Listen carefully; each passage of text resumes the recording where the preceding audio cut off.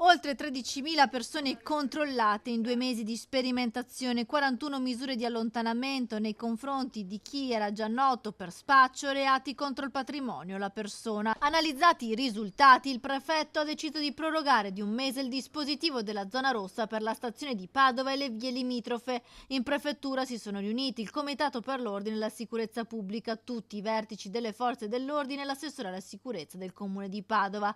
Al termine della riunione è stata decisa la proroga di altri 30 giorni della zona rossa. I controlli 24 ore su 24 riguarderanno la stessa area. Nel periodo pasquale, durante il 25 aprile e il 1 maggio, saranno inoltre potenziati i servizi di controllo di tutto il territorio cittadino della provincia di Padova, con pattuglie interforze che coinvolgeranno anche la polizia locale. L'obiettivo è rendere sicuri e sorvegliati i centri urbani in questi giorni di vacanze. I comuni della provincia di Padova sono stati invitati ad adottare l'ordinanza antivetro per vietarne l'introduzione all'interno delle aree dove sono previste manifestazioni e predisporre dei piani di sicurezza per rendere più fruibili gli eventi. Lungo le strade e le principali arterie della provincia saranno inoltre potenziati i controlli per prevenire la guida in stato di ebbrezza o sotto l'effetto di droghe.